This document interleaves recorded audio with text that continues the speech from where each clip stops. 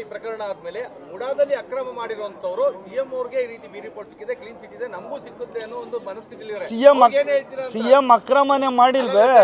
CM ಅಕ್ರಮ ಮಾಡಿದ್ರೆ ತಾನೆ. ನೋಡಿ, ಒಂದೇ ನಿಮಿಷ ಹೇಳ್ತೀನಿ. ಯಾರ್ಯಾರು ಅಕ್ರಮವಾಗಿ ಸೈಟ್ ತಗೊಂಡಿದ್ದಾರೆ ಅವ್ರನ್ನ ಬಿಡೋ ಅಂತ ಪ್ರಶ್ನೆ ಇಲ್ಲ. ದಯವಿಟ್ಟು ಇದನ್ನ ನಾನು ಹೇಳ್ತಾ ಇರೋದು, I am very much of I am clearing.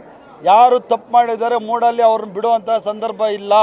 ಆದರೆ ಯಾರು ಲ್ಯಾಂಡ್ ಲೂಸರ್ಸ್ ಇದ್ದಾರೆ, ಯಾರು ಒತ್ತುವರಿ ಮಾಡಿ ಮೂಡ ಯಾರು ಜಮೀನು ಒತ್ತುವರಿ ಮಾಡಿ ತಗೊಂಬಿಟ್ರಲ್ಲ, ಈಗ ನಿಮ್ಮದೇ ಜಮೀನು ಇರ್ತದೆ, ನಿಮ್ಗೆ ಹೇಳಿದ್ರೇ ತಗೊಬಿಟ್ರು. ಹಂಗೇನೆ ಪಾರ್ವತಿ ಮೇಡಮ್ ಜಮೀನು ತಗೊಂಡಿರೋದು, ಅವ್ರಿಗೆ ವಾಪಸ್ ಕೊಡೋಕ್ಕಾಗಲ್ವ ಸೈಟು? ಕೊಡಲೇಬೇಕಾಗ್ತದೆ ಅವರಿಗೆ. ಅಂಥ ಪ್ರಕರಣಗಳು ಬಿಟ್ಟು ನಿಜವಾದ ಪ್ರಕರಣಗಳಲ್ಲಿ ಯಾರಾದರೂ ಮೂಡಾಗೆ ಮೋಸ ಮಾಡಿದರೆ ಅವರಿಗೆ ನಾವು ಬಿಡುವಂಥ ಪ್ರಶ್ನೆ ಇಲ್ಲ. Thank you. ಯಾರು ಆರೋಪ ಮಾಡಿದ ಹಂಗಾರೆ ಯಾವ ಕೋರ್ಟಲ್ಲಿ ಹಾಕಿದ್ರು? ಯಾರು ಬಿ ಜೆ ಪಿ ಅವ್ರು ಮಾಡಿದ್ರೆ ಅವ್ರನ್ನ ಕೇಳಿ, ನನ್ನ ಯಾಕೆ ಕೇಳ್ತೀರಿ? ಇಲ್ಲ ಅದು ರಿಪೋರ್ಟಲ್ಲಿ ಇದೆಯಾ? ಆಯಿತು, ರಿಪೋರ್ಟಲ್ಲಿ ಯಾಕಿಲ್ಲ ಹಂಗಾದ್ರೆ? Where is the report? ಈಗ ಯಾವ ಕೋರ್ಟಲ್ಲಿ ಯಾವ ರಿಪೋರ್ಟ್ ಹಾಕಿದ್ದಾರೆ? ಯಾವ ಇ ಡಿ ರಿಪೋರ್ಟಲ್ಲಿದೆ? ಯಾವ ಲೋಕಾಯುಕ್ತದಲ್ಲಿದೆ? ಸಾಕ್ಷಿ ಆಗಿರೋದು ಯಾವುದು ರಿಪೋರ್ಟ್ ತಗೊಂಡು ಹೋಗೋಕ್ಕಾಗಲ್ಲ ಯಾರು ಫೈಲ್ನ.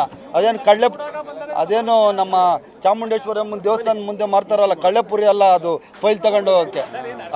ಅವ್ರ ಮಾತಲ್ಲಿ ಹೇಳಿದ್ರೆ ಅವ್ರಿಗೆಲ್ಲ ನಾನು ಉತ್ತರ ಕೊಡೋಕ್ಕಾಗಲ್ಲಪ್ಪ. ಈಗ ಬ್ರದರ್, ನಿಮಗೆ ಗೊತ್ತು, ಘನ ನ್ಯಾಯಾಲಯ ಎಲ್ಲ ಗಮನಿಸ್ತಾ ಇದೆ. ನ್ಯಾಯಾಲಯದಲ್ಲಿ ಇರ್ಬೇಕಾದ್ರೆ ನಾನು ಮಾತಾಡೋಕ್ಕಾಗಲ್ಲ. ಫೈಲ್ ತಗೊಂಡು ಹೋಗೋದು ಅಂದರೆ ಏನು ಅಷ್ಟು ಸುಲಭನಾ? ಅದೇನು ಕಳ್ಳೆಪುರಿನಾ ಫೈಲ್ ತಗೊಂಡು ಹೋಗೋದು? ಎಲ್ಲ ಕಡೆ ಕ್ಯಾಮ್ರಾಗಳಿರ್ತವೆ, ಫೈಲ್ ತಗೊಂಡು ಹೋಗೋದು ಅದೇನು ಬಂದು ನಾನೇ ತಗೊಂಡು ಹೋಗ್ಬೇಕಾ? ನಾನು ಹಂಗೆ ಹೇಳೋಕ್ಕಾಗ್ತದೆ ಯಾರಿಗಾನ?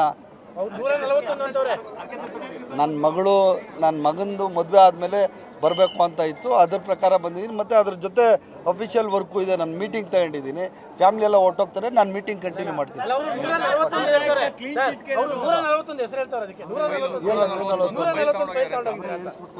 ಅದೇ 141, ಅದ್ಯಾಕೆ 140 ಇಲ್ಲ? ಯಾರು ಹಿಡಿಸ್ದವನು? ಯಾರು ಅಧಿಕಾರಿ? ಯಾರು ಮೋಸ್ಟ್ಲಿ ನನ್ನ ಪ್ರಕಾರ ಅನಿಸ್ತೈತೆ, ಯಾರು ಇದು ಆರೋಪ ಮಾಡ್ತಾವನಲ್ಲ, ಯಾರೋ ಬಿ ಜೆ ಪಿ ಅವನ ಯಾರೋ ಅವನೇ ತಗೊಂಡೋಗಿರ್ಬೇಕು.